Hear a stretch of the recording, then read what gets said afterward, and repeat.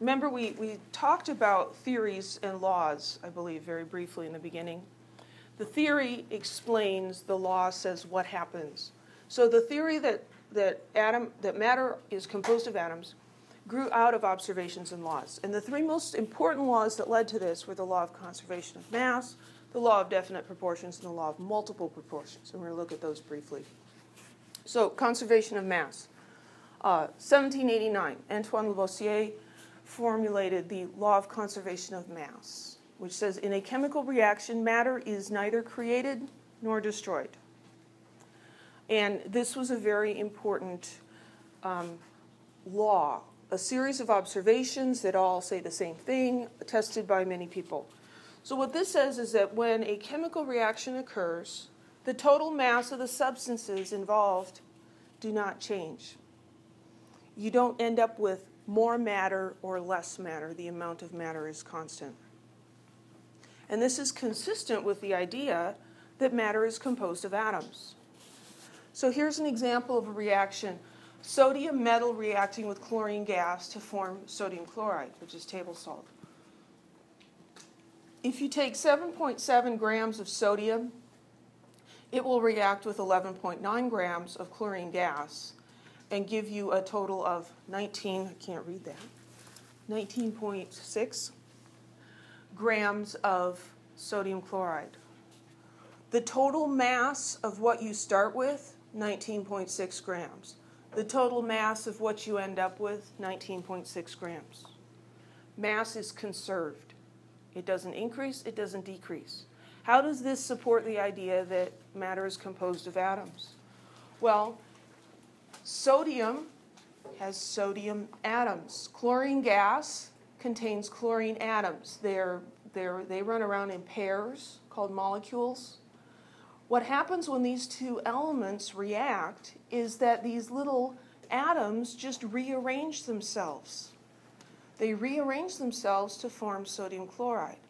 But all of the little purple balls and all of the little green balls that you started with are still present in the end. None of them appear or disappear. I think Lego blocks are a great analogy for atoms. When you create something out of Legos, it may look very different than the pile of blocks you started with. But Legos do not appear and disappear, do they? If you start with 5 red bricks, you end up with 5 red bricks. They do not magically turn into blue bricks. You don't magically have 20 bricks. Now, as a mom who has stepped on more than her share of Legos, it appears, it seems that Legos just come out of nowhere. And I'm sure as a child, I remember building with Legos. It seems that some of them disappear, right? That one piece you cannot find. But in actuality, they don't. And atoms are like that. In a chemical reaction, they rearrange, but they don't appear and disappear. They aren't destroyed. Law of definite proportions. 1797, French chemist Joseph Proust made observations on the composition of compounds. And his law of definite proportions says that all samples of a given compound, regardless of their source or how they were prepared, have the same proportions of their constituent elements. If you take water from the King's River and decompose it into hydrogen and oxygen, you'll find that the proportions are the same as water that you got from the Nile River in Egypt.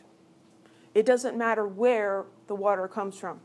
If you synthesize the water in the lab, if you pull it out of the air, it all has the same composition.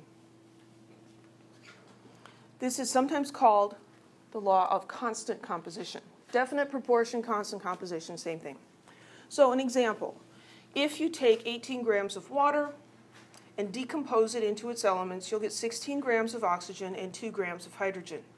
So you have an oxygen to hydrogen mass ratio of 16 grams to 2 grams, 8.0 or 8 to 1, written as a ratio. And it will always be the same. So let's look at an example. 2 samples of carbon monoxide decomposed into their constituent elements. One sample produces 17.2 grams of oxygen and 12.9 grams of carbon.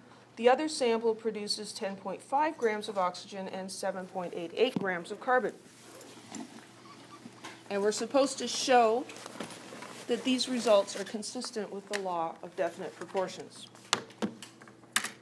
This is more of a conceptual process, and so students that are really good at math sometimes have a hard time with this. They're like, where are all these numbers coming from? Well, we're telling you that these are the numbers. Law of definite proportions says the ratio of oxygen to carbon in both samples should be the same. So what we're looking at, let me get a decent color here. What we're looking for is grams of oxygen to grams of carbon. You could do carbon to oxygen, but then that's going to get you a number less than 1. So I'm choosing to do oxygen to carbon because I can tell that that's going to give me a number greater than 1. So in the first sample, we've got 17.2 grams of oxygen and 12.9 grams of carbon. And if we do that on our calculators, 17.2 divided by 12.9, that is a ratio of 1.33 repeating to 1. And then we're going to do the same thing with the second set of data here. 10.5 grams of oxygen to 7.88 grams of carbon.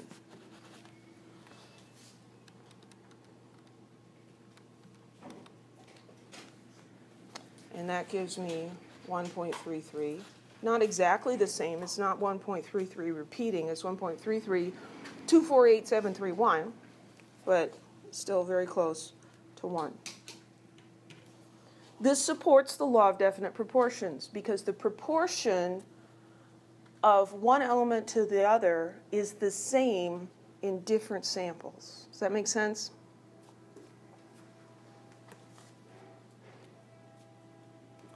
Law of multiple proportions. So 1804, Dalton published his law of multiple proportions. When two elements, we'll just call them A and B for simplicity. When two elements form two different compounds, the masses of element B that combine with 1 gram of element A can be expressed as a ratio of small whole numbers. That's a bunch of words. It's maybe not very clear. So I'll try to explain this. What we find is that an atom of A can combine with 1, 2, 3, or more atoms of B. So you could have 1A and 1B. You could have 1A combining with 2 Bs. You could have 1A combining with 3 atoms of B. Does that make sense? You could have 1 red brick and 1 blue brick making a little thing. Or you could have 1 red and 2 blues, or 1 red and 3 blues. There's a lot of different combinations that are possible. Because of how these combine, the masses of B that react with a certain amount of A are going to be related to one another as small whole number ratios. So let's look at this a little with a real example. Carbon monoxide and carbon dioxide. Carbon monoxide is CO. That doesn't show up very well. Carbon monoxide, we've got CO, and carbon dioxide is CO2. So this is like AB and AB2. 1 carbon and 1 oxygen together, 1 carbon and 2 oxygens together. So if we look at the mass ratio in carbon dioxide, it's 2.67 to 1. We just looked at carbon monoxide, and it was 1.33, right? Carbon monoxide, the mass ratio is 1.33 to 1. 1.33 grams of oxygen to every 1 gram of carbon. In carbon dioxide, we've got twice as much oxygen for every amount of carbon. which makes sense when we look at the formula. This has twice as many oxygen atoms as this one. And if we take this number and that number as a ratio, we'll see that it's a small whole number. I can't remember if this is on the next slide or not. Yes, it is. So here's carbon dioxide, carbon monoxide. Carbon monoxide, 1 gram of carbon will combine with 1.33 grams of oxygen. Carbon dioxide, 1 gram of carbon will combine with 2.67 grams of oxygen. If we take those masses, we're going to get a whole number, a small whole number. If there was a carbon trioxide, you'd end up with a ratio from trioxide to monoxide of 3. You're always going to get a small whole number. And this also supports the idea that matter is composed of atoms. There are smallest particles.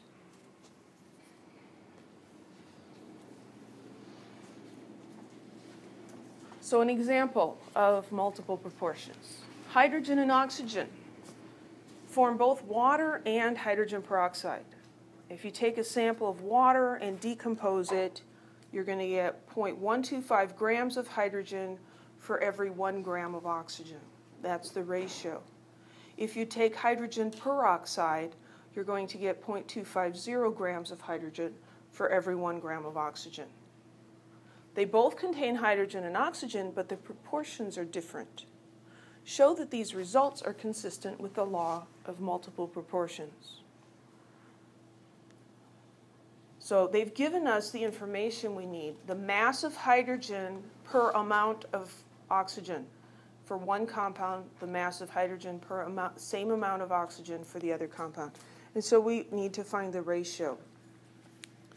So 0.250 grams of hydrogen in the peroxide divided by 0.125 grams of hydrogen in water gives us 2. Small whole number. Any questions?